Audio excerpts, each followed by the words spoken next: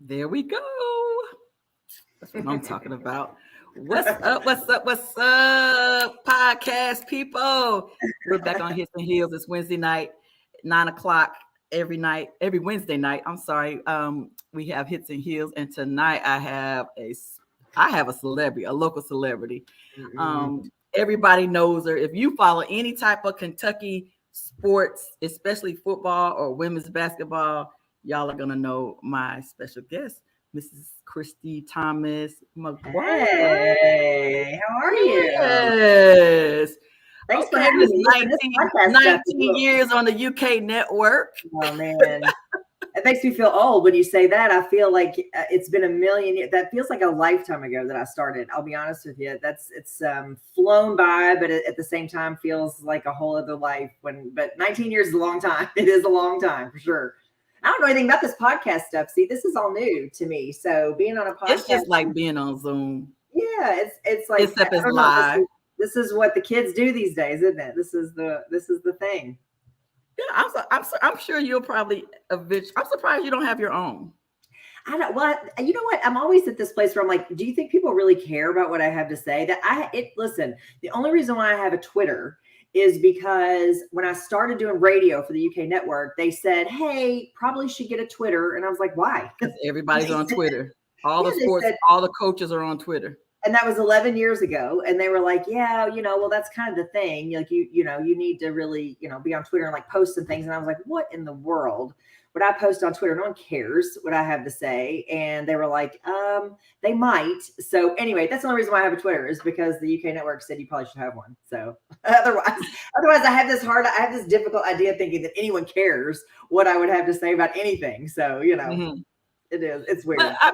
But they do, because, we're gonna talk sports. So let me, first of all, for all my viewers, y'all know Hits and Heels. I'm on here because it's called Hits and Heels because I'm a football coach. I'm one of the only football coaches in the state of Kentucky, probably across the nation. There aren't a lot of female football coaches that you guys know about, and so I created Hits and Heels just to kind of bring the awareness that there are female football coaches and there are women that love the game of football. Yeah. And I also coach a women's tackle football team. And most people don't know about that. Mm-hmm. There's like two women's tackle football leagues across the nation. And so I brought Miss Christi Thomas on today because let me tell y'all, we were sitting in the nail shop. That's how we met. Yep. We were sitting in the nail shop, sitting next to each other in the nail shop. When I was talking, and we was talking about my son Ty plays for the University of Kentucky. He's number 14. And so we was just talking about the game. And then, Christi was like, oh, your son is Ty Bryant? Yeah, my son is Ty Bryant. And then we just started talking from there. And then Christi talks about how much she loves college football. And then, of course, when it clicked who she was, and I was sitting next to a celebrity, I told her, I said, I'm gonna have to invite you to my podcast. And so that's how we got to where we are here. But listen, I'm hilarious because I said, look, so you're sitting there getting your nails done. You try to just sort of mind your business, right? I mean, you don't want people to think you're eavesdropping on their conversations, but it's not every day a female sits down and next thing, like, you weren't just talking about, I was like, she's not just talking about football, like she's talking about football. And I was like, hold up. So I thought, okay, well, I don't want her to think I'm eavesdropping on her conversation, but this doesn't happen to me, that I end up next to somebody that can actually knows what's going on with the game. Yeah. Oh yeah. So I had to say so we hit it off right off the rip just because of that of that alone, right? Yeah, that was awesome. You can really be one of my besties because there's not too many people that I know besides the women on my team that knows the game as much as as I do. And we'll probably talk football. I'm gonna try not to talk football. No, listen, here's what's funny though too is then the following week, on the radio show, I do the countdown to kickoff with two former players, Dusty Bonner and Jeremy Jarman, and we always pick an impact player of the game. And so that week I picked Ty. And I said, and what was hilarious, these guys get they think I'm nuts anyway. But I was like, let me tell you why I'm picking Ty. Not only because he can play, but I was like, I met his stepmama at the nail salon, and they lost it. They were like, of course you did. And so I was like, yeah, he's gonna be my player of the game every game from here on out. So we got a kick out of talking about that, and those guys think I'm nuts, but it was pretty cute. So yeah, but now he's given us all plenty of reason to talk about. Oh my God, who would have thought it? Even when we were sitting down right there, who would have thought it that he would have gotten to this level? Even from that conversation, that was what, three weeks ago, because it was before the Missouri game, I think, wasn't it? Yeah. Yes. I think so. And I totally agree with you. I said, this is, we actually were talking about him last week on the show, and I was asking Jeremy, who's a defensive guy, tell me what you like about him, Ty specific. I said, tell me what you like about Ty.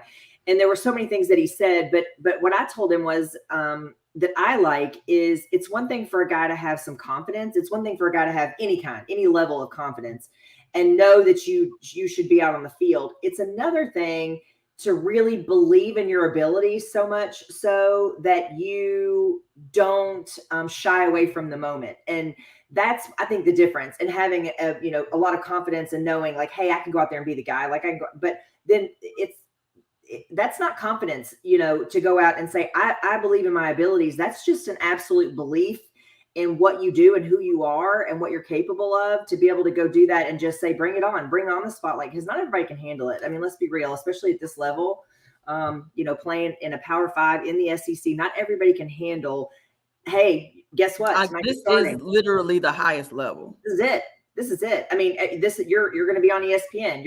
Everybody's going to be talking about you. And so not everybody can do that, handle it, and then, I don't know, just lead the team in tackles, and then the following week turn around and be SEC Freshman of the Week. I mean, a lot of players. Where does that happen? Like, what a great story! It's amazing, and what's cool about it too is that, like, the coaching staff has been talking about him since fall camp. Since spring. I mean, he was an early enrollee, and so they've been talking about him since he stepped foot on campus, knowing that he's a guy that they're paying attention to and saying he's going to end up in the rotation as a true freshman. And so, it's, you hate for guys to get injured, but at the same time, this is what it's about. And this is what this coaching staff's been recruiting for, is the next man up mentality. And that's exactly what we got here. Was the next man up means this is it. Our level of play stays the same. And so, just a big moment, and just a cool thing to see him just sort of. I was down there on the sideline. I was down there on the field. I was trying to get video for you. Kid was everywhere. Look, I was like this, trying to get you can. So I was like, best I could do was a couple of pictures right before the ball got snapped, because he's everywhere. And he's always been that player. Yeah, like it hasn't changed. He's always been that player. And so, me and his dad, and his mom too, we all have a level of confidence about ourselves. Yeah. We kind of get accused of being arrogant, but we know who we are. Right. And so we've always instilled that in Ty. Yeah. And even before games, it's always, be a beast, big time. Our biggest slogan that we've always said since he was probably 5 is big time players step up in big time games. And if you want to be a big time player, and this is what you said you want to do, make sure you step up. And then the next thing I say is don't miss. Yeah. Don't miss. He didn't. Boy, he didn't. He didn't. He hasn't. I mean, like, this is, kid's not gonna. I mean, I think that's it. This is the kid's not gonna. No, he's a special kind of player. They know it. Everybody got a chance to see it. So I think it was meant to be for you and I to run into each other at the nail salon. Oh, absolutely. Because I'm gonna get it back to, I'm gonna go back to you, Miss and 2 Hall of Fames. It was a big year for me. 2022 into 23 was a big, that all has happened recently. So really? Okay. Yeah.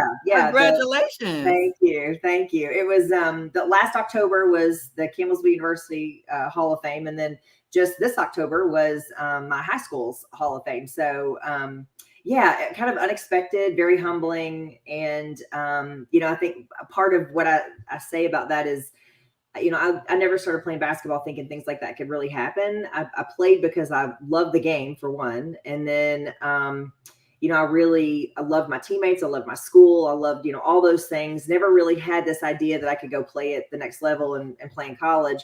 Just did it because I loved it. And I'm really competitive and hated to lose. And, so, and the next thing that you get into adulthood and you're like, wow, this is really cool. So it was really a big deal. Yeah, I mean, it is. And it's like I say, it's just really humbling that you think, I think the biggest thing for me is that what this means is that all of this had such an impact on me. Athletics and sports have had such an impact on me that this shows me that I was able to have an impact on others. And sometimes you don't really get to see that firsthand or even think about that. So I think that's kind of what those things signal to me, is that maybe somewhere along the way, the kind of teammate I was or the kind of player I was definitely impacted people.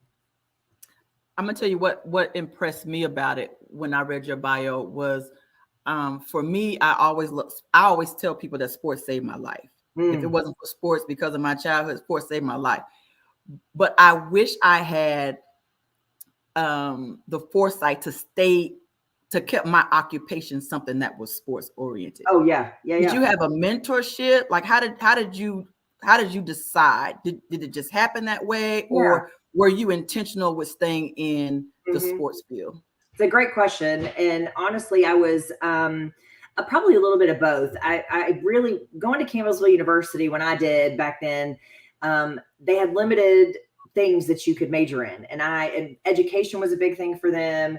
It's a small private Baptist college. Ministry was a big thing. I didn't want to go into either one of those things. So I was really just like, well, what am I going to major in then? I mean, I have to have a major because they're paying for me to go to school here. So I just sort of said, all right, I'll just major in business. And it was kind of like just throwing a dart at the wall to see what it hit. And then I thought, well, okay, then I'll just minor in communications. What the heck? And I love the communications classes so much that I just kept taking them.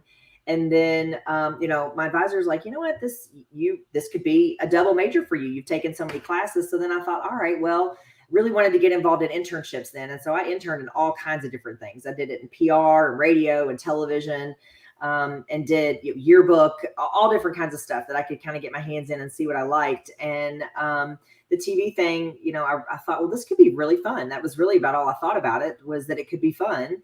And so the internship helped, because then that helped me network and get connected with people that could then tell me, here's what you're going to have to do to get a job. Here's where you could go. And really, that was a real mentorship for me. And it was Ryan Lemon, who works for KSR now, was a sports anchor at Channel 18. Oh, we love Ryan. Ryan is great, our right? dude. He's the best. So he's the best. Yeah, he was a sports anchor at Channel 18. And so that's who I interned with. And he was wonderful. And he helped me put together a resume. He helped me get in contact with some of the right people. And then, I ended up with a job in television at WYMT in Hazard, Kentucky. And that was, the rest was history from there. So it was pretty cool. So, I think for me to be intentional, saying this is what I went to school to do, absolutely not. I went to school to play basketball. And I knew I would get a degree, but I thought, who knows what it'll be in, I don't know. Right. And, so then it just just because I was taking classes I liked is kind of how I landed there. Oh, but that ends up being a blessing. Like everything, God always just has a way of kind of just working things out. But how did you get to become the person on the field, the PR for UK? Because number one, I know this is a male dominated field. Like everything almost that you're doing right now, especially with UK, is probably male dominating. There aren't too many women that are doing what you're doing or have done what you've done. Were you the first? So for as far as I know, in terms of what I do with Countdown to Kickoff, I don't believe there's any other female in the SEC that does a pregame radio football show, which is awesome. And I love that. Huge. But yes, huge. I love it. I love it. But in terms of my connection with UK, that's a slow burn, because they are very protective of their brand, as they should be. It's one of the most recognizable brands in, the world, really. So yes, they're very protective of that. And, so when I first came to Lexington working at WKYT as a sports anchor there, you have to get to know people, and you really have to prove yourself and show that you could do a good job, and that, oftentimes some of the work I do for UK is kind of charity work, if you will, where I'm not necessarily getting paid, but that's okay because, I love it and I want to stay connected in a way with a lot of those people. So, that just kind of took time. And honestly, being a female was very helpful because, when women's basketball, Mickey DeMoss was hired years ago to take over the program. And, as a female coach, they, were thinking, we've got to get more females involved here with her. So I started doing, working for the UK network, doing some color for games then. And then when Mickey left and they hired Matthew Mitchell, there was a man doing the Matthew Mitchell coaches show, and everybody was like, no, we can't have two men talking about women's basketball. So I agree. Yes. So it ended up being me that was coaching, hosting. Good.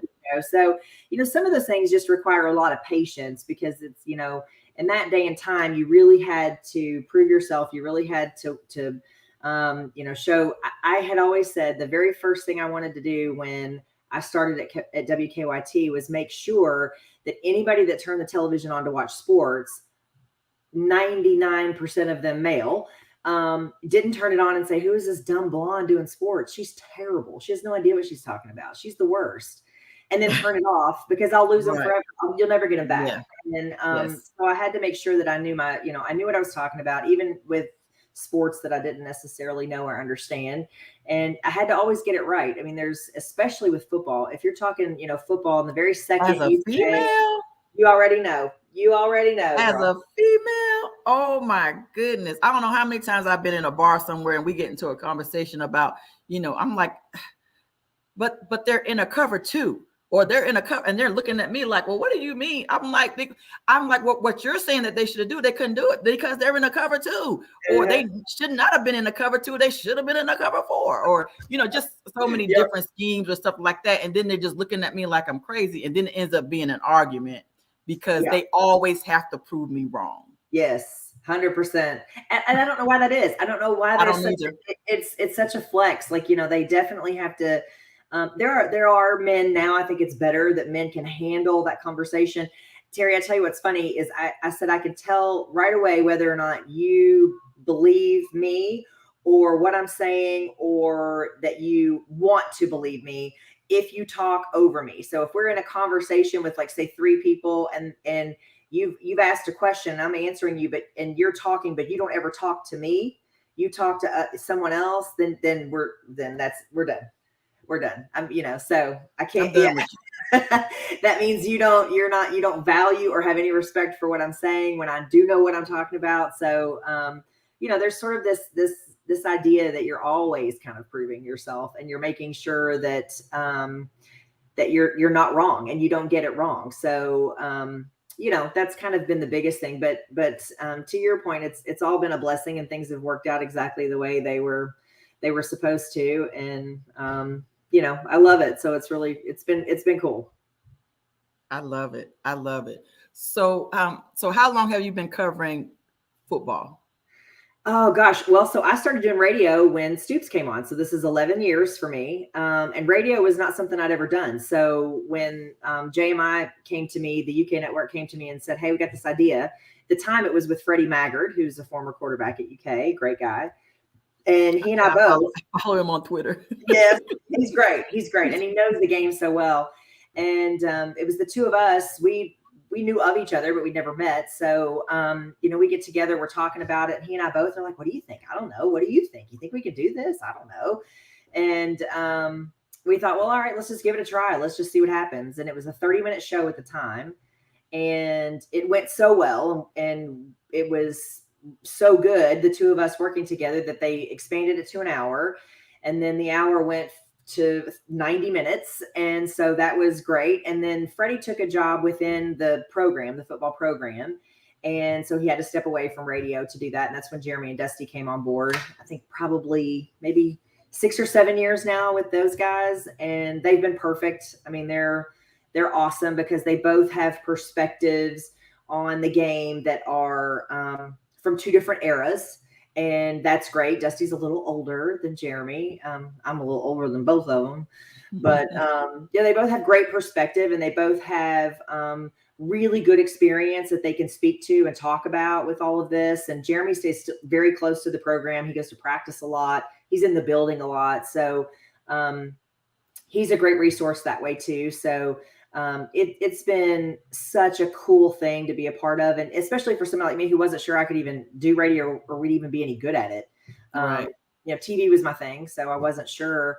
And I've had a blast doing it, an absolute blast covering this team. And I'm a homer. I work for the UK network, which means I wear this crap every day, right? I wear all day, every day, all day, every day, all day, every day, all day, every day. Don't call me. You can call me a homer all you want to, because I am a homer. I've got season tickets. I cry when we lose. I cry when we win. All the things. Yeah. I love it. Yeah. I love it. So have you ever thought about coaching? So I actually was just having this conversation with somebody a couple of days ago where I said, I think I would have loved coaching. I would never have loved it at the high school level because I didn't want to teach. I knew for sure. Grew up with two teachers, and I knew I did not want to teach. So I would have never done it at the high school level. And the only way I could have done it at the collegiate level was if I didn't have to recruit. And we all know there's no way around it. There's no way around that. Yeah. There's no way around and being away and being on the road all the time. Yeah. Yeah. And just trying to be able to, be an X's and O's kind of coach and a motivator and that sort of thing. Just really the only way to do it, I think, is to kind of have been an assistant coach to somebody, but that would be really about it. But yes, I think I would have loved it. It just would have had to have been on my terms, and nobody would have ever hired me under my terms. So, Well, I did an interview with her name is Monique, and so she had got me in her magazine article, and she was like, "Well, I'm trying to get you a college job." I said, "Child, I don't want no college job." No, man. I said, I don't want that. I said, I don't want it. But what I do love is I love coaching the women's team. I think that's incredible. I couldn't get over it. When you started telling me about that, I thought, I cannot believe this. I can't believe it. I'm telling you, you should come be an assistant coach with us. We don't get paid though, but it don't matter. It's fun. It fits in my schedule. Yeah, that's right. And everybody I recruit, but I don't have to go out and recruit, because remember I was trying to get you and I never got the girl next that was sitting to the left of me. She was interested, and I think I dropped the ball and didn't get her contact information. Or did I? I can't remember. I don't think I did. Yeah, get her contact information because she was actually interested in playing. She was. I said, look, she felt like a wide receiver. I thought, long. I thought so. Yeah, I thought so too. She could run, or a DB. We always can use DBs, right? Whichever one we could teach. We could teach that. But no, that's what. Let me ask you. So, how did you get to be so knowledgeable about football? How did that happen for you? I don't. Somewhere down the line. Maybe high school, maybe. I think I played powder puff or something like that's how I tore my ACL for the first time was playing powder puff, and I fell in love with it then. Yeah. That's how I fell in love with football. And then from there, I just started watching it. And so a distant cousin is Emmitt Smith. So that's how I became a Dallas Cowboys fan. Oh, that's so my awesome. My grandmother is Elizabeth, her maiden name is Elizabeth Smith from Pensacola. And so I keep always forget about how it's related someplace to Emmitt Smith. So of course I became an Emmitt Smith fan because I thought he was a cousin. Yeah. And I've always been a Dallas Cowboy. Well, kind of been a Dallas. I'm from Alabama. So I was a Kansas City Chiefs fan when Derek Thomas was at Kansas City because I grew up in Kansas. Yeah. And then I ended up after he passed away, then I was totally a Dallas Cowboys fan. Yeah. From there, even though I grew up in Kansas, and so I was a Kansas City Chiefs fan but always been a Dallas Cowboys fan because of Emmitt Smith, and so I just always watched the game, and then I think I was mad because I couldn't play. Girl, I already know. Like it was like one of them. Like I wish I could play football. It was kind of like one of those in the back of my head. I wish I could play football. that looks like it could just be so fun, except I don't know if I want to get hit like that. But, it was just always was just inquisitive. But for some reason, watching the game, I just picked up on it because I'm going to watch football all day on Saturday. Like, don't mess with my schedule. Like, we got plans. Don't fool with me on the weekends. Like, I'm not a girly girl when it comes to that type of stuff. We're not getting ready to go shopping and all that stuff. I'm getting ready to watch football all day on Saturday and all day on Sunday. Right? I mean, I even had to find a church that was like, what time y'all get out? Because if y'all anything after 1 o'clock, it's going to be a wrap for me because I'm out. I'm not, this isn't going to work for me. So I had to find me a church that let out like 12:30 or started at 10 o'clock or had an 8 o'clock service or something like that. So that I can be home by 1 o'clock to watch. The Lord does not mind. The Lord does not mind being done by noon. No, ma'am.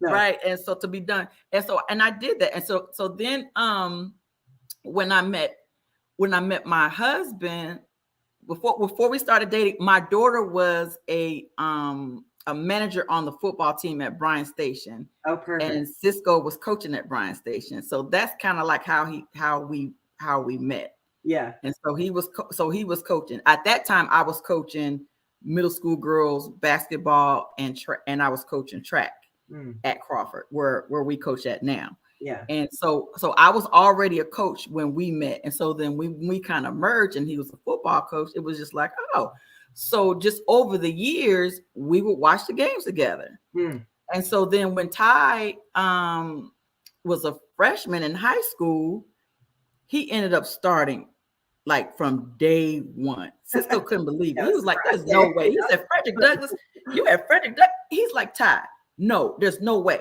Frederick Douglass is loaded. They were loaded then. Yeah. He said, no, Frederick Douglass is loaded. You are not getting ready to start as a like he is now at Kentucky, as a true freshman in high school. Wow. Like that awesome. Doesn't happen in high school either, just like it doesn't happen in the SEC. Right. You're right. Right. And sure enough, Coach Landis at the time, he called Coach Landis. He was like, yeah, Ty's and Ty's a baby. So his first game in high school, I think he was 14. Golly. Because the season started in August. His birthday is not till middle August, right? And so he was literally like 14 years old when he played in his first high school game. Started as a freshman in high school. So 2 weeks before the season started, Cisco stepped down as a high school coach because he wanted to watch Ty on Friday nights. He was still at Bryan Station at the time. And so he took that season off, and then somehow the Crawford position came open and he came to me and was like, hey, I was thinking about, I said, well, of course, why wouldn't you? I said, number one, you don't have to do the Sunday night film and all that type of stuff. You don't have to leave the city. All the games are here. And I said, I think it'll be easy and you could still coach and it's not far from the house. So I think that would be a great fit for you.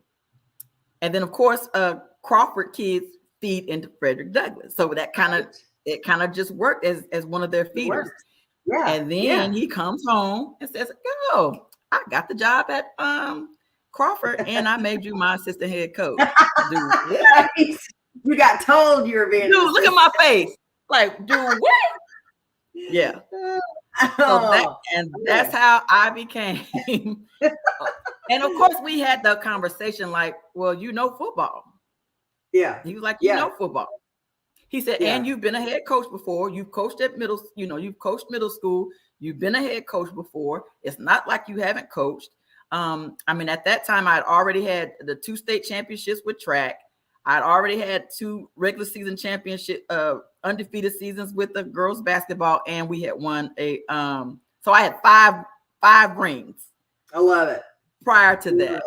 Right. And so he was like, matter of fact, when we have our meetings, I always brag that I got more rings than that's right. all the male coaches got.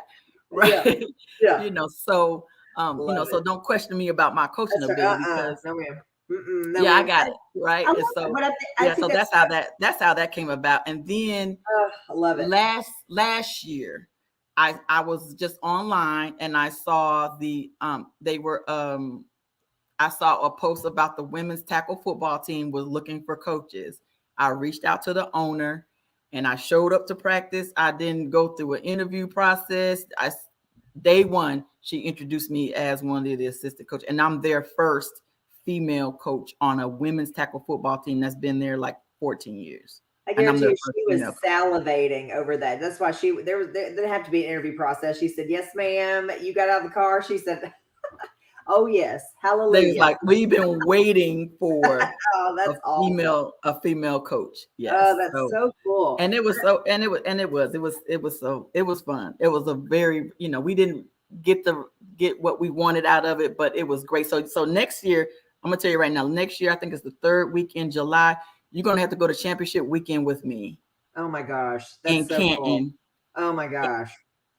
When I tell you, I'm telling you, you are not going to believe it. Like, you're going to be like, this is because, the championship. So there's 3 levels. The pro team actually, the pro game is actually played on ESPN2 every season. It's mind blowing to me. It's mind blowing. I can't believe I can't believe this. It's on ESPN2, right? And so it's televised.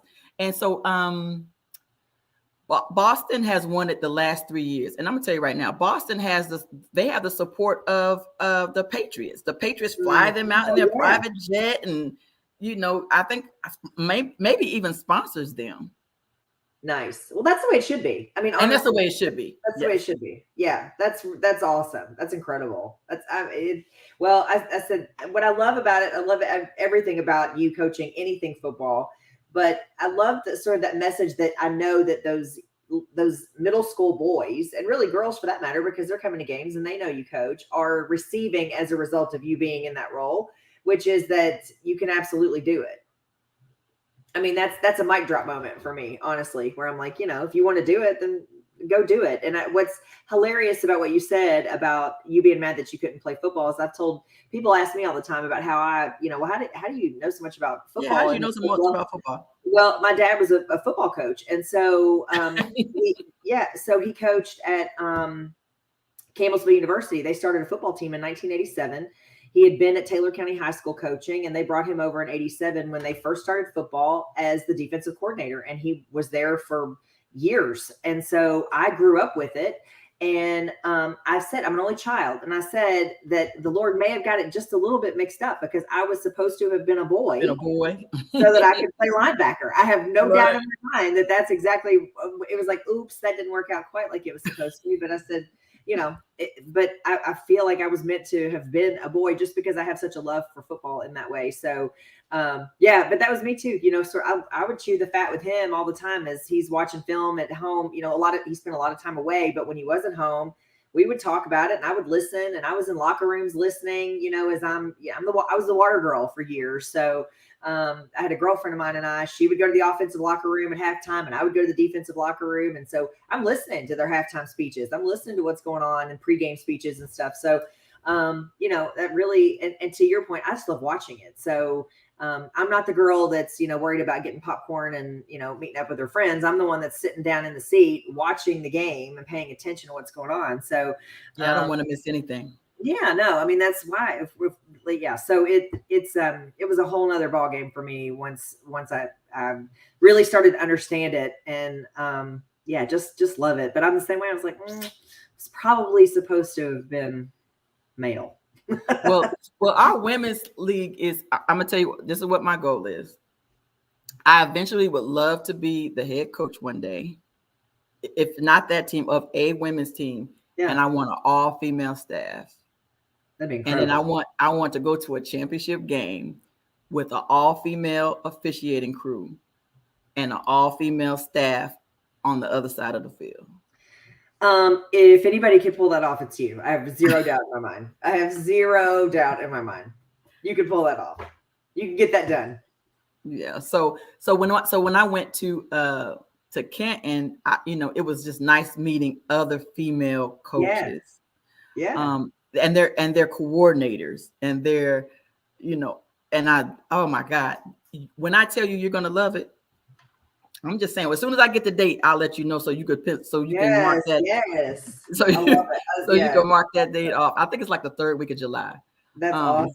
So the women's season goes from we'll start practicing in January, and our games start like maybe April and go to like June or July or something like that. Yeah. So it doesn't interfere with, with what we got going on, and it doesn't interfere with basketball. Really doesn't really interfere with basketball either. And our games are on Saturdays. Yeah. No, that's smart. Saturday evenings. Yeah. And so we do travel. So like last year we went to St. Louis, we went to Birmingham, and we went to what was the other place? Grand Rapids, Michigan. That's awesome. So it was fun. It was fun. So that's what, because I'm a convention, since you don't want to play, because I'm a convention coach. I'm beat down. I am broke down. We ain't got to play. I am too. So we can go. So you can come in. You could come and coach. You could be our other coach. You could be. I am so broke down. It's so sad. It's so sad. I am too. Oh, girl, Lord, I know my age every day. I get out the bed. I know my age. It's awful. Same here. Well, I do want to shout out my co-host, Danny Wright. She said that Christi is an amazing sports personality. I've followed her since my Kentucky State University days. She said that she's a fan girl. Thank you. And she also said that she loved when men try to prove us wrong. Right. Yeah. Well, and you have to learn to kind of not, I mean, me anyway, I've sort of learned to not take it personally. I just take it as a sign, just a sign of complete ignorance or insecurity. If you have to try to prove me wrong, then that's a you problem, not a me problem. So it's I'll roll with that every day. And that's kind of how I took it. I mean, because even sometimes, even with the staff on our team, they kind of question me, or if I go to them for something, I have to use Cisco to kind of pull rank as the head coach, and can you go tell your assistant coaches this, or and it's not that I'm trying to tell them or anything, but I've noticed that even recently, like we're getting ready for the playoffs tomorrow. We got playoffs tomorrow. We got 2 games tomorrow at Lafayette, and I had gave some suggestions on some plays, and my offensive coordinator was like, "Hey, she's getting ready to implement some plays that she wants to," and was open to it. And but in the beginning, I don't think it was just they were that responsive. But I think as we've gotten to know each other, or as I've given feedback, because even sometimes Cisco has a fuss at me. He's like, "Open up your mouth." And sometimes I'm hesitant because I'm like, sure you are. Yeah, they don't. I'm not sure if they really are receptive to what to what I'm saying or what I have to say, and that kind of happened even with the women's team. We had a new head coach, and I was like, I really like the 30 personnel. I think that's our thing, and it's like he almost purposely did the whole total opposite, just to I don't know why. It's an insecurity of this whole idea that someone could maybe know, and it's not even about knowing more. And it's not about knowing more. Yeah, it's not. It's just this idea that it can be okay that I know. I think about this all the time in women's basketball. I'm like, there's not a single soul on the planet that really ever questions a male coaching a team in women's basketball. There's not nobody. But there are more male coaches coaching women's teams. Yeah. And you're like, I'm nobody's batting an eye at that, and we're all okay with that. And a lot of times what people want to say is, well, how can you know anything about football? You never played. Well, this dude never played women's basketball either, and I can tell you right now, don't tell me it's not it's the same, because it's not. I'm going to tell you right now, the men's game is not the same as the women's game. So not at all. That's a whole nother situation that, and I'm not a feminist that wants to pound on my chest and say, me either. Listen, hear me roar, but I am somebody who will, if I find that this is a scenario where I'm not respected or I'm not valued then I will check out. And once I've checked out, I cannot check back in. I'm the same way. Yeah. I'm the same way. I just think there are a lot of male coaches that I do respect. And I think I respect them because of who they do bring on the enough females on staff, or their whole staff is female. Yeah. Every once, and so, and to me, that only just makes sense. Like, I love Gino. Oh yeah. in the women, in the yes. women's game. Yes. And I love is it Coach Blair at Louisville? I like him. Blair. Jeff Waltz. Jeff Waltz. Yeah, he's got a great I was thinking Blair that was at Texas A&M. Yes. Yeah, he retired. And he retired. Yeah. Mm-hmm. And so, I've always liked them. And and so and I haven't met Coach Waltz yet, but I've been wanting to meet Coach Waltz. And of course, and then I like Coach Mitchell when he was here. Matter of fact, he came, I think when we made it to my A-team, my second championship, he came to the championship game and spoke at our sports banquet for us. Oh, that's great. And I thought that was really, really, really cool. And then I would sit behind the bench and he would always wave and speak. And, so I thought that was really, just really, really cool. Yeah. But how much time we got? Let's work for me. Girl, but did you watch the LSU Colorado game the other day? It was a beatdown. Listen, I have some thoughts about that I'm like, okay, a couple things here. One is that Colorado came in, no fear. We're going to smack you in the mouth. No fear. Don't care who you are. Don't care what you won. Don't care. Don't care how many Twitter followers you got. Don't care. So they smacked them in the mouth. They weren't expecting it, number one. And then number two, I think, LSU was overlooking it, where it was like, look, we are who we are. And so I would say the rest of the basketball world's in trouble, because if anyone can kind of turn this thing around and motivate her team to say, see what happened to you? See what happened? Milwaukee. And so everybody else is in trouble. But I totally envy what Colorado did in terms of just putting it to them. And Kentucky will play them in the Paradise Jam, Colorado, coming up in November. So I think where's that game up? So they play over in the Virgin Islands. I think it's maybe end of November. Yeah. Okay. So so they play Colorado. Mm-hmm. Yeah. But so I think that's the Dion effect. Oh man, I just think it's. Yeah, I mean, I do think I believe in that man. I mean, I'm just trying to tell you. You say what you want to about him. Say what you want. Like him, doesn't matter. But the guy has brought, even with a team that isn't winning, has brought an excitement to that whole entire school and athletic department that no one else could. So I mean, I do think that this is a team that just sort of took on. They said, listen. I would say what a beautiful coaching job that was, that they went in there and just said, lay it all on the line, give it everything you got, and don't care about what's on their what their jersey says and what's on their roster. Oh, it was. I thought they're making them look silly. I mean, they made them look silly. So yeah, that was interesting. It was embarrassing for them to be the number one. It was. You only lost what, 2 players? And then they brought on the Van Lith. And then you bring on the girl from Louisville. Yeah. Who's a beast. She's a beast. Yes. It was. They were supposed to be the shoe-in for an undefeated season and to win the national championship this year. I think you'll see a very different team the next time they take the floor. And they're going to be. Mulkey will. Because now you're humble. Okay, we got hit in the mouth, and they'll probably go 29-1. Oh yeah, run the table from here on out. I don't doubt it. My money. They'll probably go 29-1 here on out, because now she's probably like, see, y'all been BSing in practice, and I've been telling y'all have, and here you go. So okay, so now do I have your attention now?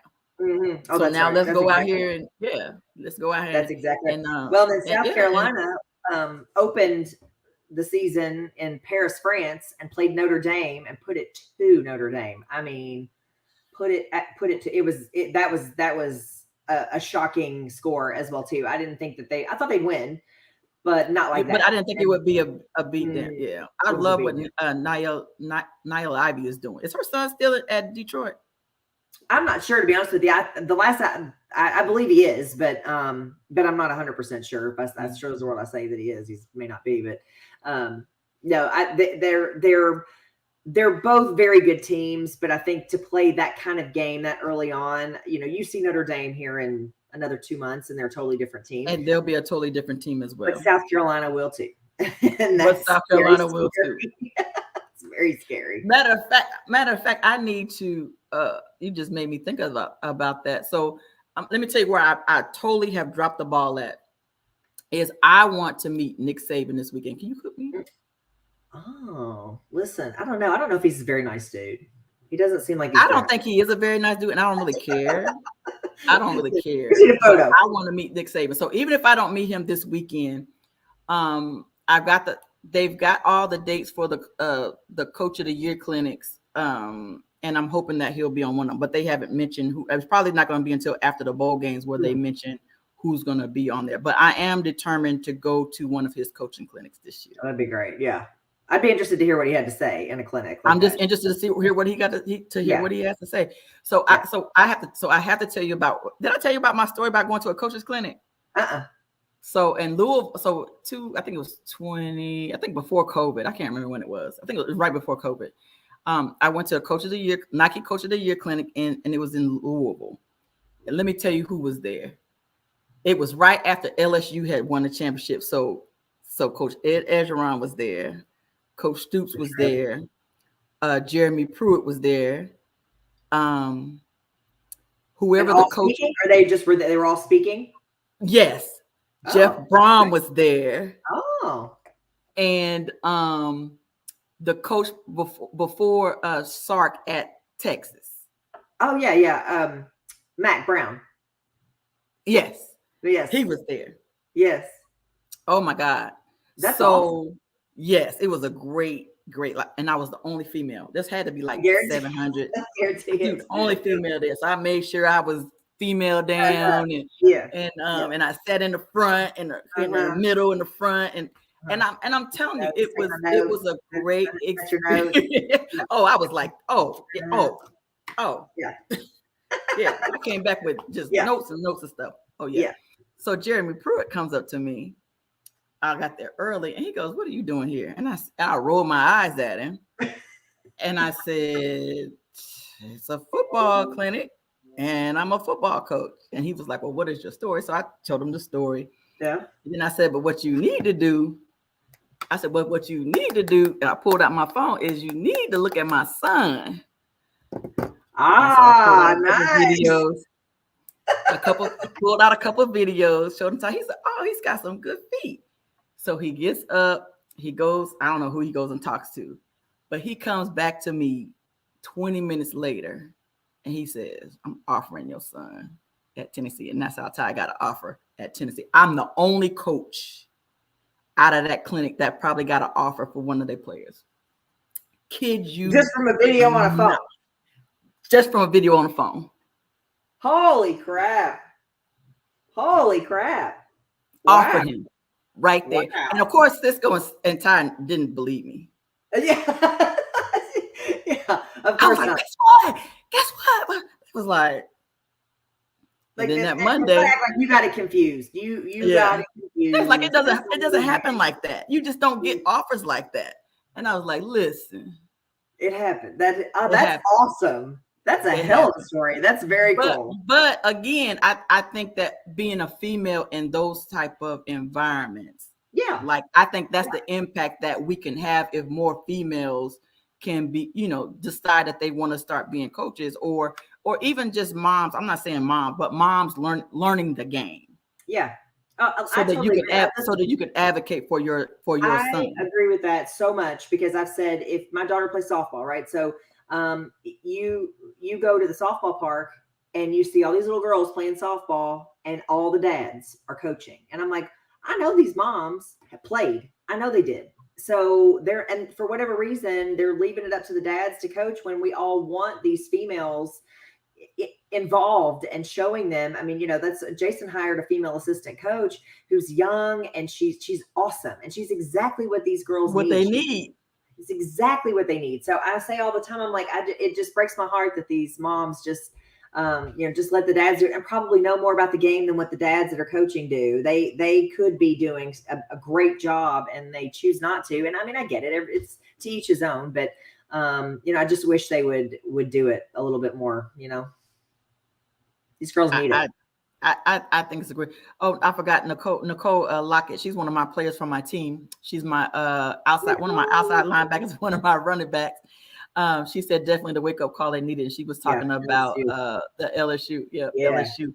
But I definitely think that I would love to teach more. Like maybe you and I can collab and do the women. And I hope Stoops brings the women's clinic. I was disappointed that he didn't do the women's clinic again this year. I think they just had a little problem with sort of leadership in terms of who would do it and taking it over and kind of wanting to take that on, because the person who had done it for a long time is no longer there. And so, gotcha. Yeah. So I think some of that probably has happened. It's like, all right, well, nobody really wants to take that on and plan it. And maybe that's what you and I should do. Maybe that's what you and I should do, since you already got your foot in the door. Yeah, look there, at us, right? But I think I love the aspect of the women. Like, it reminds me of it's a couple of players like Lamar Jackson, and there was another player whose mom was in the backyard throwing footballs at him. You know what I'm saying? And so so just being able to be more of an advocate, especially for the single moms. Yeah. Like, I'm really big with the single moms, because the fathers are there, then they're there, but the single moms don't know, because again, none of us have the opportunity to play, let alone being able to play. Yeah, no, you don't have the opportunity to play. No, I totally agree. I love all the moms. You should see. I can't wait for you to meet all the moms on my team, on my women's team that play. I got grandmothers and moms, and incredible. And, it's incredible on my team that plays. And and that's what I would like. So maybe that's something that maybe we could collaborate and but teach the game, even if it's just teaching just the basics, so that if your son is an offensive line, this is what y'all's life should look like. This is what things should look like at home. This is what he needs to be eating. This is this is the stuff he needs to be studying. That type of stuff, or this is the stuff that you need to be looking for. Is he firing off the ball? Is he holding the ball? This is what is important of his job. And so when y'all are at home and y'all are having these conversations as a mom to your son, you can ask, not necessarily tell him what he needs to do, but just ask questions like, why did you miss that block? And you can connect with him. Right. And you can connect with him. For you all to have some communication. I love that. Yeah, I think right. And then I wanted to do a women's clinic to teach women football, because let me tell you, our life is the bomb.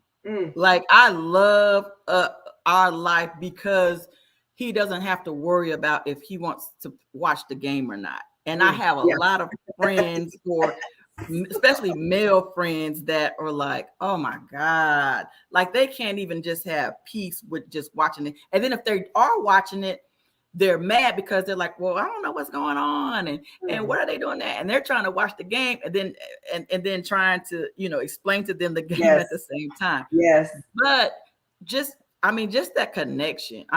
Like, Cisco's a San Francisco 49ers fan, and I'm a Dallas fan, so we love that rivalry in our household. It does not divide. It doesn't divide us, even though we're a house divided. It doesn't divide us at all. It strengthened our marriage because of both of our love for sports. And he'll tell you all day that I love it more than he does, because he only watches the 49ers. He could care less about anybody. I'm watching everybody. What about, he's had friends telling him all these years too. He's like, oh man, you got no idea how lucky you are. Your girl wants to watch football all the time. You got no idea. I don't know if he gets that up. I don't know if he gets that or not. That's what I said. People tell Jason all the time, like, Jason all the time that you got it made. Yeah, I'm like, if something's gonna be on, it's not a football game. It's probably Sports Center. So we're lucky. That's hard. Because when after the Super Bowl, I don't even watch TV until it's I think the Final Four of the NBA playoffs. Yeah. And I might watch a WNBA game, but that's about it. Other than that, I don't even watch TV. It's terrible. That's a time. Like, I may as well. We may as well just cut. It does not come on until football season comes back on. Yeah, because I have to find myself something on a series or something on Netflix to sort of get into, because I don't have Netflix, Amazon Prime. I have no streaming services or anything, because I don't watch. That's discipline right there. I like that. Yeah, I don't watch any. Well, I got to ask you this though before we hit an hour, and you hit the stop button. So how was the trip to Mississippi State? How was Starkville and all that down there? Was that okay? The cowbells were a trip. Like you just can never be prepared for the cowbells.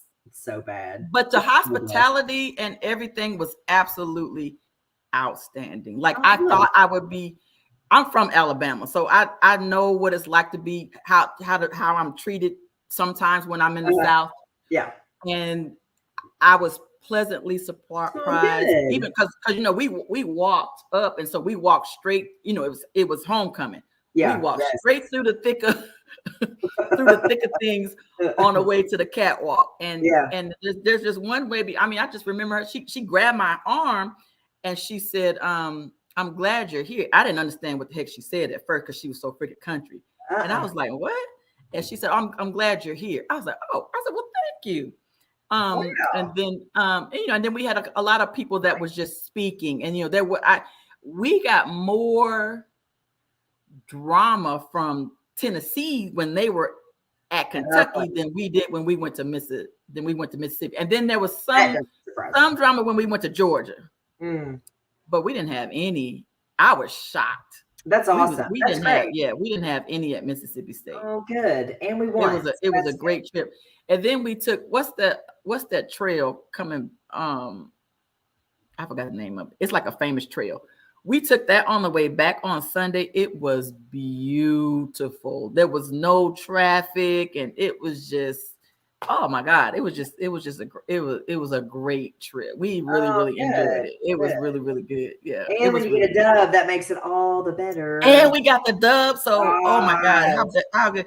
And that game broke a lot of records. Like the lowest score since like 69, she said. Oh yeah. So that's like the first time. I was actually looking at some notes about the first time they hadn't given up a touchdown in like forever. Forever, yes. Oh, and then it was the lowest in an SEC road game in 44 years. That's it. First time the UK held an SEC opponent without a touchdown since the 2020 season. So yeah, there was some cool stuff that happened. Definitely some cool stuff. Yeah. Yeah. So when you get a chance, only thing I need from you is, I think Ty now holds the record for freshmen with the most touchdowns in school history. Let's see. Because it was 4. Wonder the last time we had looked. So I don't know if they update that at the end of the season when everything is all said and done, or as they go. Sometimes if you break a record, they'll go ahead and announce it, and then if somebody breaks it again, they'll say something. But I haven't heard anything about that. But I know you're kind of in the ends of that. You might be able to research that for me. Yeah, we'll figure that out for sure. Okay, so we got a couple more people on. I'm sorry. Let me shout out my people. Yes, she said the women's coaches clinic for moms. Yes. Good, right? I love that idea. I think that's a great idea. Oh, PJ Jackson, you so dope, coach. Love you. She was one of my players. She played basketball for me in middle school. And Donna Davis. So Donna Davis is one of my girls. We play ball against each other in Germany. Oh wow! Yeah, but we ended up being and staying really, really great friends. Thanks, Dee, and she was a ball player, she played a Bethune-Cookman, and then she joined the military after that. So yeah, we got some dope people on there. So yeah, girl, thank you so much for being on. Oh my gosh, this is so fun. I had a great time. Me too. And listen, I love you and what you're doing and I think it's great. You had my wheels turning too, because I'm like, all right, so you all play tomorrow night at Lafayette. What time do you play? 6 o'clock and 7:30. So the varsity plays at 6 and the JV plays at 7:30. And so this is the final four. If we win, we're in the championship game next week. Okay, so who do you have tomorrow then? We have Jesse Clark both games. Okay. And we're the lower seed. We're the visitor seed. So it would if we win, it would be an upset. Oh, both games.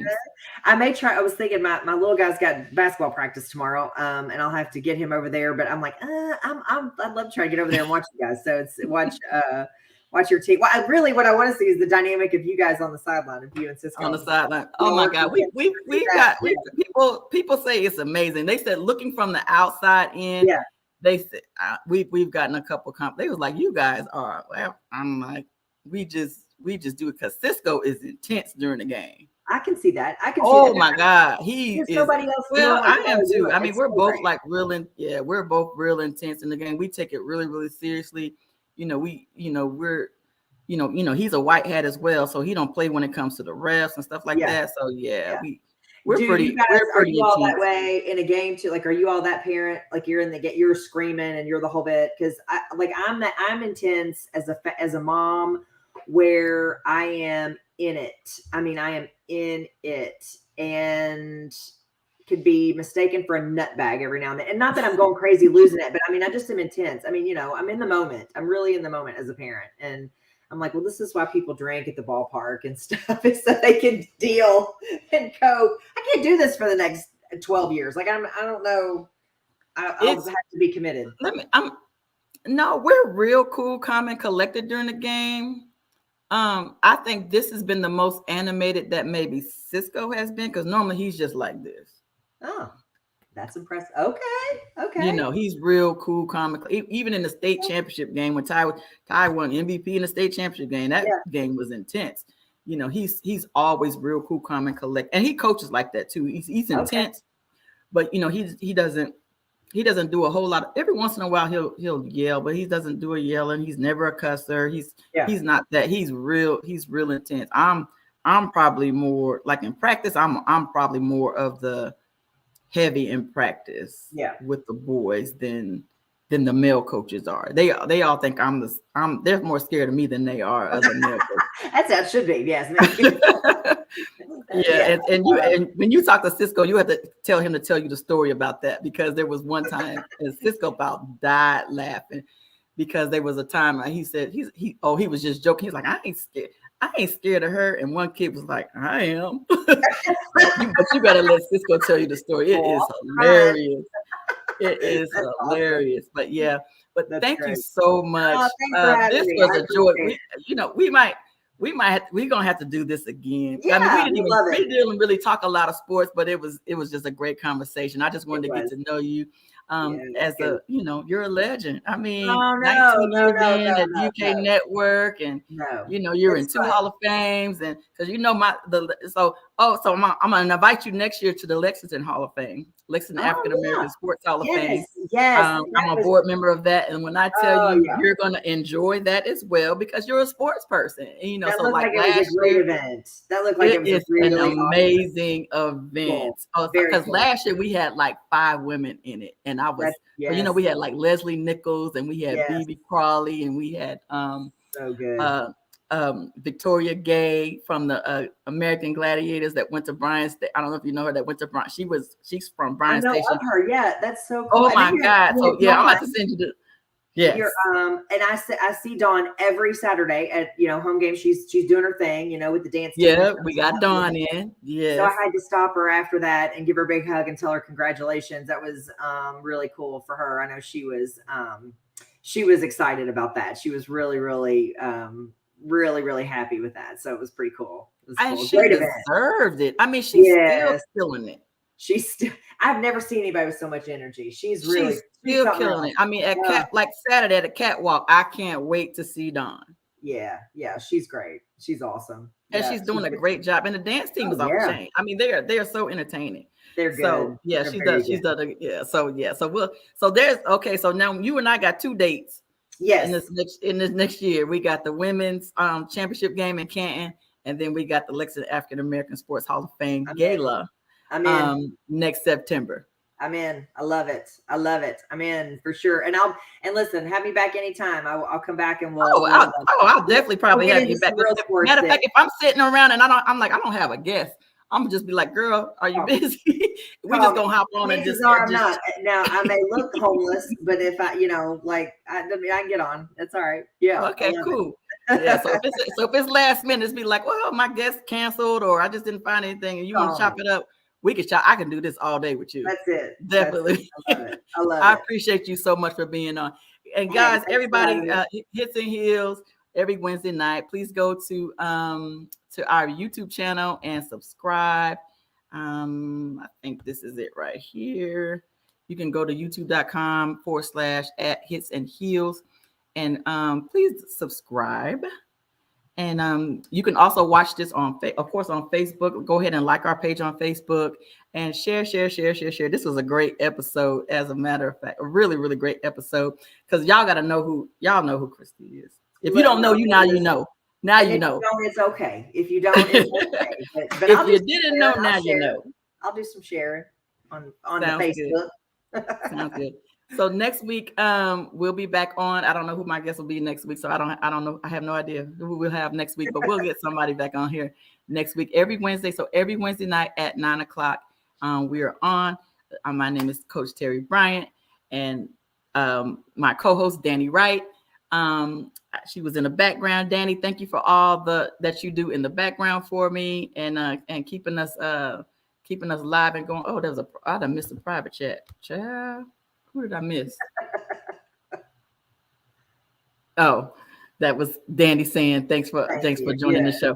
Okay, so make sure I didn't miss anything. Because I want to make sure I shout out everybody. Thank you everybody for that's still on, and I appreciate you. So Christi, I'm going to end the stream, but don't go nowhere. Okay. All right, Val. Thank y'all. Peace out.